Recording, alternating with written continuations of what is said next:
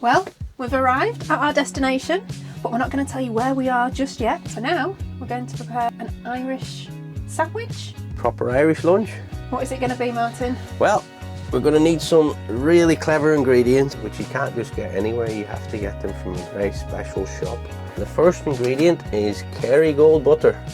The second one, you have to have the proper bread for it, and this bread is called a pan loaf.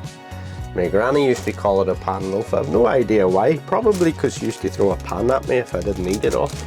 But that's that. And the next ingredient is a very special ingredient. Now it has to be a particular type of crisp, and that's the red Tayto.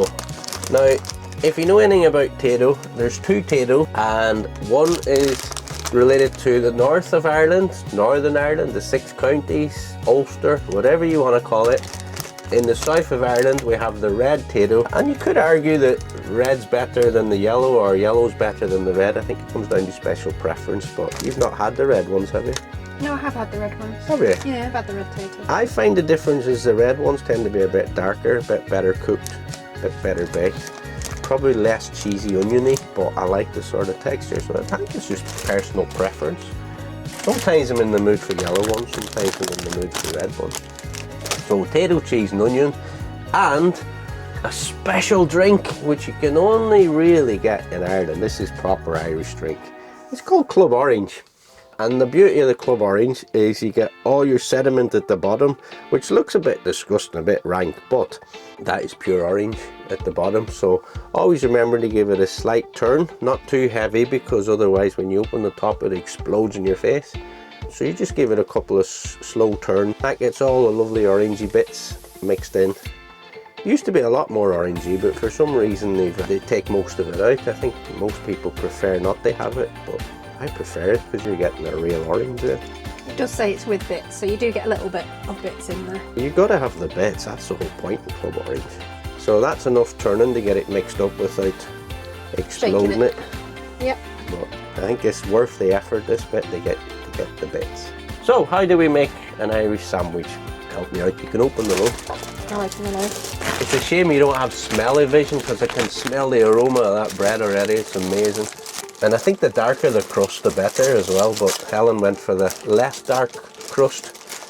And this part, what do you call that? Is it? We call it the heel of the bread, you call it the crust. The crust. What do you call it? Maybe put it in the comments. So, now, if you're an Irish teenager, you tend to have a 3-slice sandwich, and everyone's going to criticise me for this because everyone has their own preferences. But if you're an Irish teenager, you have a 3-slice sandwich, and what you do there is you put it down and you put your crisps in the second layer up, and then you put whatever you want on top. You can put some onions on or some cheese, but a proper Irish one is just as little as possible. And then you put it on top and you squash it down and you eat it like a massive burger. But I think we'll stick to the 2 slices. What do you reckon? Well, I'll be having a sandwich as well, so 2 slices. Yeah. Oh, if you could only smell this bread, it's amazing. It does smell very fresh. Oh, it smells lovely. And it is actually very fresh. I don't normally take butter on mine, but because people will be criticising me for not having butter, I may as well have some. It's a bit hard. It's actually like rubber. I find it very difficult to spread butter. I think that's why I've never really ate it on bread, because it's too much of a faff. Margarine's a lot easier, but you got to have the proper Kerrygold. Anyway, that's enough for me, because I don't really eat butter. So you may as well watch Helen struggle to put butter on soft bread. And then the next stage is very important. What we could do, is what I would normally do, is actually just heat it up slightly, just to soften it. You could, but I'd rather just not have butter. I just don't like the texture, it's a bit slimy. So you pile all your crisps on, have the whole bag if you want, if you're that way inclined.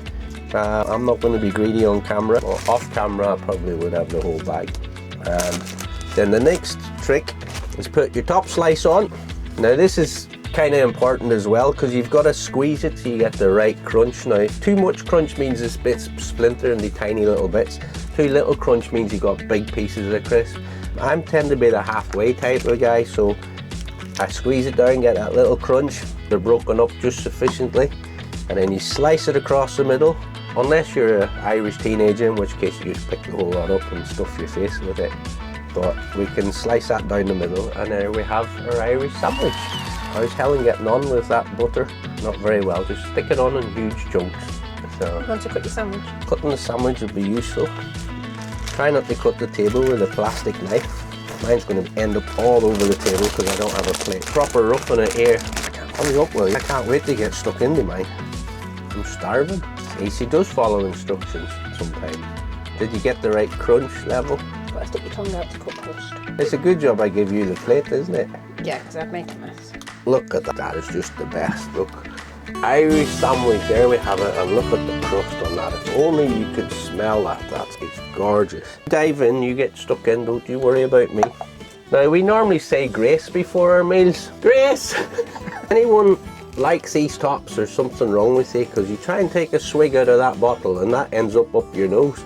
So what everyone tends to do is just snap them off anyway and chuck it. So it sort of defeats the purpose of having them. They are the silliest invention ever, and it also makes it harder to pour.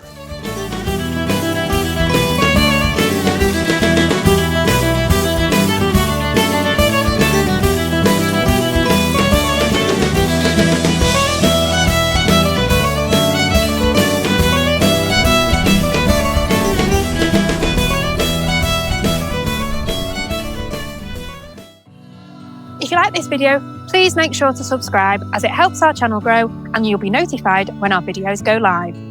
We've also set up our social media pages, Facebook, TikTok and Instagram. Please come and follow along and join our community.